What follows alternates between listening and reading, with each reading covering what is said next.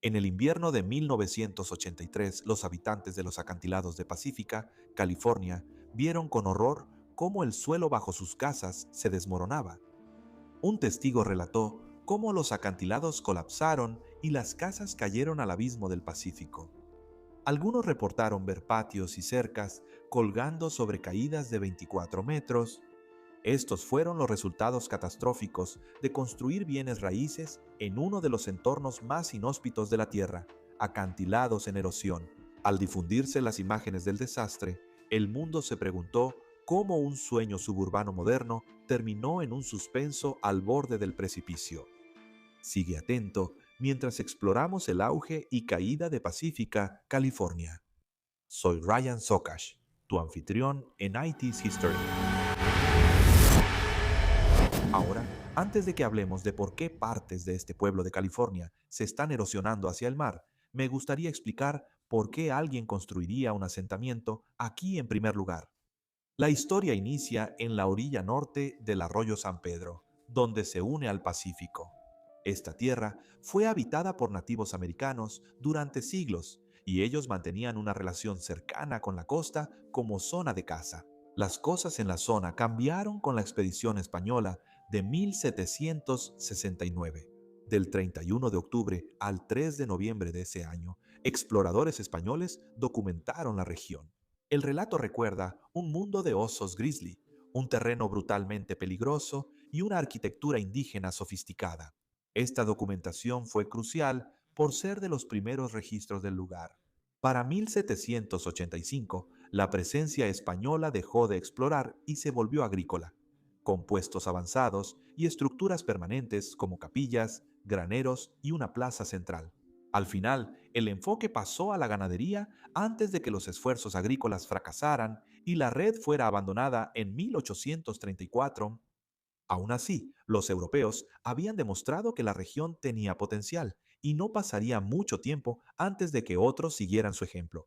Entre 1842 y 1846, el comandante Francisco Sánchez construyó su residencia de adobe en una enorme concesión de tierras de 9.000 acres, conocida como Rancho San Pedro. Algunos informes indican que Sánchez usó materiales reciclados del granero y la capilla abandonados para construir su casa.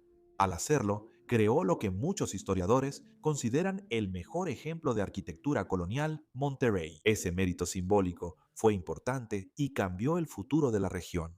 Este famoso adobe fue sede de la Gran Concesión de Tierras, que cubría casi todo el noroeste del actual condado de San Mateo. Como el rancho era una propiedad centralizada y administrada, su ubicación determinó dónde se construiría la infraestructura futura. Con la llegada del ferrocarril Ocean Shore a principios de 1900, ya se habían sentado las bases para una ciudad costera. La nueva vía ferroviaria prometía transformar la costa en una terraza junto al mar. Los pasajeros iban al sur desde San Francisco, viendo por la ventana los nombres de estaciones aún reconocidos hoy. En los años 30, la línea ferroviaria ya no existía, pero las carreteras seguían conectando con San Francisco, y con la mejora de los autos, las cabañas de fin de semana se volvieron residencias permanentes. El arquitecto Alistair Mackenzie visitó Salada Beach y visualizó un sueño en el que creía. Destaco la gran influencia de la emoción placentera en la salud gracias a la belleza mística de la tierra. Otros pensaban igual, y pronto los agricultores de alcachofas serían acompañados por residentes temporales que huían de la ciudad. Otro auge poblacional siguió después de la Segunda Guerra Mundial, ya que la demanda de viviendas asequibles para veteranos impulsó un desarrollo rápido, poniendo presión sobre la infraestructura local. En el proceso, los vecindarios costeros se incorporaron para evitar ser anexados por municipios cercanos. Y así nació Pacífica, ciudad independiente, en 1957.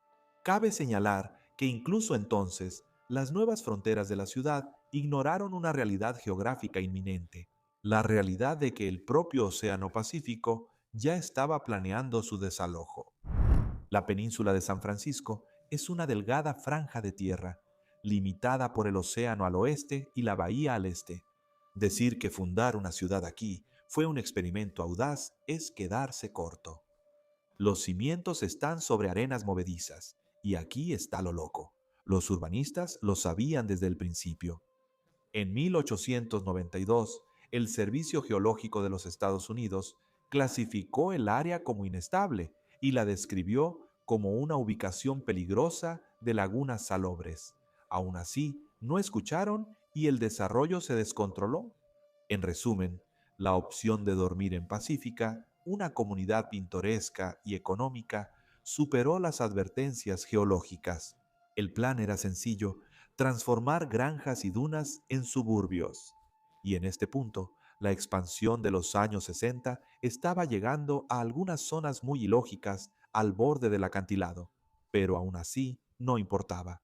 La expansión de la autopista cercana amplificó el problema, haciendo que el concepto de esta comunidad fuera aún más atractivo para los que viajaban diariamente desde la ciudad. Con el crecimiento del pueblo, los desarrolladores aceptaron nivelar colinas y acantilados de alto riesgo para inversiones inmobiliarias. Aún así, para la década de 1970, esa fase de crecimiento desenfrenado se había desacelerado.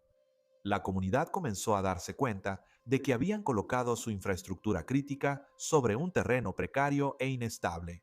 La conciencia surgió tras varios inviernos catastróficos, sobre todo el de 1978, que evidenció que la terraza marina del pueblo, un fondo marino poco compacto, no resistía la fuerza del Pacífico. Al inicio los síntomas eran sutiles, pero déjame aclararlo. Hablamos de ver cercas colgando sobre caídas de 24 metros, grandes grietas en el pavimento y similares. La realidad se mostró de forma que nadie pudo ignorar. En respuesta, surgió un fuerte movimiento comunitario que frenó la expansión y llevó a crear el Fideicomiso de Tierras del Pacífico. Este fue el primer intento organizado para retirar tierras vulnerables del mercado privado y proteger el hábitat costero único de la ciudad. El fideicomiso propuso ver la costa no como un lugar para más viviendas, sino como un recurso frágil que necesita protección permanente para evitar desastres. El pueblo no luchaba por construir, sino por salvarse de la naturaleza subyacente. Sin embargo, estas medidas llegaron tarde y fueron insuficientes. En enero de 1982 ocurrió el primer gran desastre. Una tormenta milenaria convirtió las crestas del Pacífico en una trampa. Tras 30 horas de lluvia continua, las laderas saturadas de Lindamar se licuaron.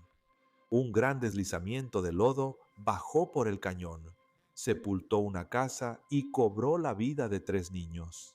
Fue una tragedia localizada, pero las imágenes impactaron a espectadores de todo el mundo. En Pacífica, el peligro estaba tanto en el océano como en las montañas. Y como si fuera poco, en 1983 ocurrió un histórico fenómeno del Niño.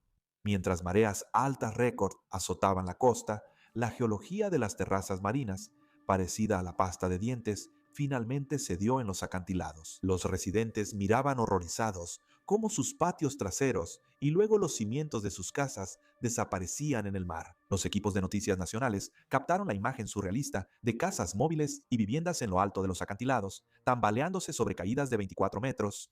Cuando la tormenta amainó, más de 10 casas habían desaparecido y el vecindario era solo una cicatriz de cemento roto. Pero no termina ahí. La década cerró con el terremoto de Loma Prieta de 1989. Aunque el epicentro estaba lejos, el sismo de 6.9 provocó el colapso de acantilados debilitados, amenazando edificios en la avenida Palmetto. Por lo tanto, para la década de 1990, el sueño suburbano ya se había desvanecido. Pacífica entró en un estado de emergencia permanente y de alguna manera lo peor aún estaba por venir. Los años 90 fueron de fortificación desesperada. La ciudad gastó millones reforzando la costa con grandes rocas y un muro de concreto en los acantilados. Pero las medidas fueron en vano. Tras el terremoto, los acantilados y laderas costeras de la ciudad quedaron más frágiles y la situación no mejoró. Las tormentas invernales, a mediados de la década de 1990, saturaron el suelo, provocando deslizamientos de tierra que avanzaron hacia las casas y obligaron a evacuar. La mayor destrucción ocurrió en las tormentas del 98, cuando olas y lluvias intensas erosionaron gran parte de la costa. Varios edificios de departamentos en la costa, especialmente en la explanada, corrían riesgo de caer al mar. Algunas estructuras fueron condenadas y demolidas antes de colapsar, mientras que otras sufrieron daños irreparables por el desplazamiento del suelo. Durante la década, estos desastres fueron un proceso continuo de erosión y colapso, no hechos aislados. A principios de la década de 2000, las casas en barrios en laderas como Fairway Park también empezaron a agrietarse e inclinarse cuando las zonas de deslizamientos se reactivaron durante los inviernos lluviosos, obligando a aún más evacuaciones y, en ocasiones, el abandono total. La erosión costera aumentó en los acantilados, donde las defensas apenas contenían el océano. La mayor destrucción ocurrió en las tormentas invernales de 2009-2010, cuando lluvias intensas y fuerte oleaje aceleraron el retroceso de los acantilados. Fue entonces cuando una cantidad casi apocalíptica de departamentos quedaron peligrosamente cerca del borde, lo que provocó respuestas de emergencia, etiquetado rojo y demoliciones. Todo esto antes de que algo pudiera deslizarse hacia el mar. Así que se puede decir con seguridad que desde 2010 hasta la actualidad, Pacífica ha soportado un ciclo continuo de daños, evacuaciones y demoliciones. Los vecindarios en las colinas, especialmente en la zona de deslizamientos, también han experimentado movimientos de tierra repetidos durante los inviernos lluviosos, donde las casas se deformaron lentamente, se partieron y finalmente fueron condenadas. Y no es solo el sector inmobiliario, el Estado está en peligro. En 2016, un gran socavón hizo colapsar parte del sendero costero, cambiando la narrativa de casas de ricos, cayendo a que ahora la infraestructura y parques públicos también desaparecen. Un año después, el muelle Pacífico sufrió graves daños y la ciudad gastó millones en un enrocado de emergencia, amplificando la idea. Con la esperanza de salvar la playa, los bulevares y las aceras, esta fue una batalla por el corazón del pueblo, ya que el muelle es básicamente el único punto de referencia de la ciudad. Las tormentas extremas de ríos atmosféricos de 2022-2023 aceleraron la erosión de los acantilados, dejando escombros e imágenes inquietantes. Desde entonces, se demolieron más apartamentos frente al mar y algunas estructuras casi colapsan antes de ser retiradas. Además, carreteras, servicios públicos y muros de contención sufrieron daños o debilitamientos constantes. Todo esto quiere decir que está quedando muy claro que este tipo de lucha contra la madre naturaleza probablemente no se puede ganar.